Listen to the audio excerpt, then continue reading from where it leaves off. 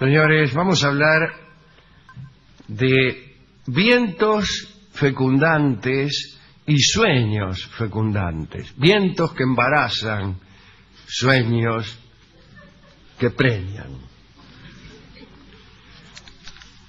Virgilio, en el Georgicon, canta al céfiro, el viento del oeste, que según se dice es capaz de fecundar a las yeguas.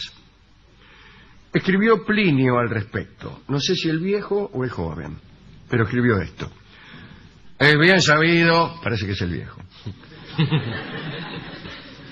Es bien sabido que en Portugal las yeguas escapan del viento del oeste y son fertilizadas por él, o sea que tanto no escapan. Casi siempre aquel de quien escapas es el que termina fertilizándote. Ve, hija mía, y trata de que no te fertilice el vecino de al lado. Los potrillos nacidos de dicha unión, es decir, las yeguas de Portugal y el vecino de al lado, y el viento del oeste, son extremadamente veloces, pero no viven más de 3 años. Es decir, son veloces incluso para morirse. En el siglo XVI, mucho tiempo después, algunos todavía creían que el viento podía fecundar. Entre ellos estaba un tal Luis Carrión, profesor de la Universidad de Lovaina. Otro hombre había escrito una sátira llamada Lucina parto sine concubito, bajo el seudónimo de Abraham Johnson. El libro era un delirio, pero muchos creyeron que estaba escrito en serio. Por ejemplo, la reina María Antonieta. Este señor Johnson partía de la concepción supuestamente científica, según la cual el aire abundaba en innumerables criaturas invisibles a la vista común. Es decir, una conclusión científica. Decía Johnson que si estas criaturas aéreas entraban en el organismo femenino, cobraban fuerza y se transformaban en seres humanos. Esta era la explicación, según Johnson, del incremento de la raza caballar portuguesa, puesto que el viento del oeste, al parecer, llevaba una cantidad considerable de criaturas invisibles. Johnson afirmaba haber inventado un artefacto llamado cilindro catóptrico rotundo cóncavo convexo, con el que podía extraer del viento cierto número de aquellas pequeñas criaturas. En interés de la ciencia, había hecho un experimento. Había obligado a su criada a tragar las partículas que había capturado con su aparato y para lograr una mejor ingestión utilizó alcohol. Aseguraba que la muchacha había quedado embarazada. Durante mucho tiempo se creyó en esa absurda posibilidad e incluso aquella sátira de un libro escrito para molestar fue incluida en las bibliotecas médicas de los hombres más sabios. Pero además de los vientos fecundantes, algunos creyeron en otro tipo de fecundación extravagante. En Francia, allá por 1637, vivía probablemente también, en Montpellier, un hombre llamado Edener, casado con Madame Madeleine. Edener había entrado al servicio del cardenal Vally y un día decidió acompañar al cardenal a Alsacia. Edener se fue y no volvió más, como tantos hacemos.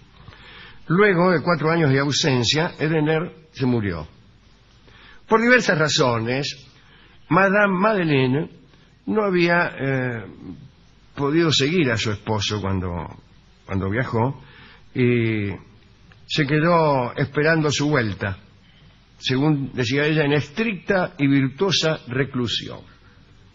Los hermanos del marido fallecido de Edener se sorprendieron cuando poco después de la muerte de Edener, ocurrida 4 años después de haber visto por última vez a su esposa, se enteraron de que su cuñada estaba embarazada.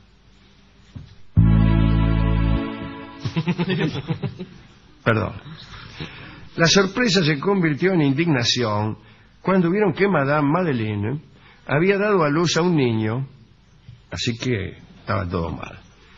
A los hermanos no le importaba mucho la moral tampoco le importaba mucho de Madeleine, pero el niño resultó ser inscripto en los registros eclesiásticos como hijo del ya finado Edener y por consecuencia como legítimo heredero de todas las tierras. los hermanos del finado iniciaron un proceso con el fin de obtener la declaración de ilegitimidad del recién nacido, imagínense. Bueno, parecía haber pocas dudas a estos respectos. Como estaba demostrado que la viuda no había visto a su esposo durante 4 años, el tribunal declaró que el difunto no podía ser el padre, por lo que el niño fue excluido de la herencia. Pero la viuda, Madeleine, no aceptó y apeló a la corte, fundando su reclamo en la solemne declaración de que durante la ausencia de su esposo había llevado una vida pura. Tienen que creer en mí. Aseguró una y otra vez que ningún hombre la había tocado y que era imposible que un extraño fuera el padre de su hijo. Y al final contó lo que verdaderamente había ocurrido, según ella. Dijo que poco antes de morir, su esposo la había visitado en sueños. Al poco tiempo se advirtieron las consecuencias de este encuentro y Madeleine quedó embarazada. Eso es lo que contaba él lo que contaba ella a varios testigos y expertos. La corte de Grenoble escuchó y se produjo aquí una situación que desorientó a todos los espíritus sensatos. Se aceptó una declaración de los testigos para confirmar lo dicho por la viuda. Varias damas nobles de Montpellier se presentaron a declarar y dijeron que al principio de su embarazo, Madame les había hablado del sueño milagroso y les había asegurado que no había tenido nunca relaciones con ningún hombre que no fuera su marido. Luego hablaron unos expertos que explicaron que lo que le había sucedido a la muchacha era verosímil. El fallo fue increíble. Se dio sentencia a favor de Madame Madeleine. El tribunal ordenaba que el niño, hijo de un sueño, fuera declarado legítimo heredero de Edener. Además, convidaba a los hermanos de Edener a declarar a Madame Madeleine mujer virtuosa. Los dos hermanos apelaron a la suprema autoridad, la Sorbona en París. Y en París se anuló el fallo de Grenoble y se lo calificó de erróneo en el más alto grado. El niño del sueño fue declarado ilegítimo y fue despojado de su herencia. Tiempo más tarde, las teorías que se expusieron en aquel proceso entraron en crisis en virtud de la confirmación de unos hechos que no estaban previamente comprobados. Al final se supo lo que verdaderamente había pasado. Madame tenía un amante, tal como lo sospechábamos todos acá adentro, sin necesidad de juicio, ni a qué le dije yo a usted por lo bajo. Esta tiene un tipo. Para mí que tiene un tipo. Se lo dije a Schultz mientras yo mismo hablaba de otra cosa. Claro. Lo peor del caso es que el amante de Madame era un funcionario de la corte de Grenoble. ¡Ay, te quería agarrar! Habían sobornado a una enorme cantidad de personas para certificar la validez de aquel sueño.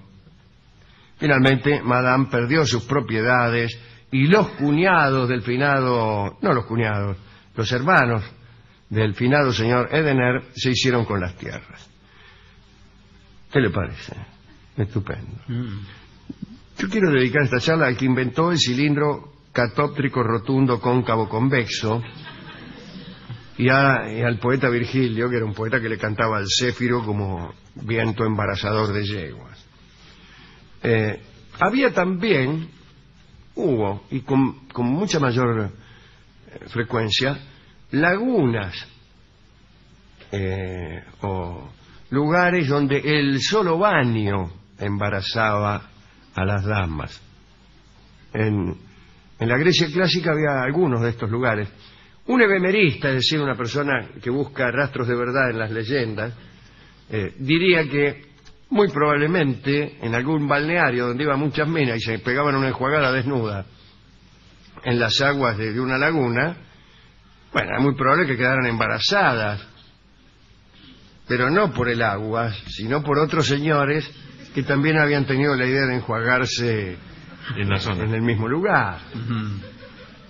En general, cuando hay mujeres que se bañan desnudas en una laguna, terminan embarazadas, por más que sea la laguna del Chancho, o la laguna Gómez, o la laguna de Monte, o la laguna de Lobo. ¿Cuántas han quedado embarazadas en la laguna de Chascomús? ¿Cuántas? Muchísimas. Muy bien, hemos ido a la discoteca y le hemos contado esta historia al discotecario, cuya malevolencia es proverbial.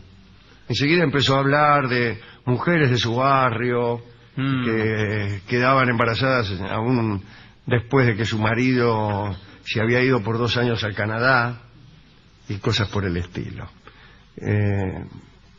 Después le hablé yo al discotecario del sueño, que es la más interesante de todas las posibilidades, ¿no?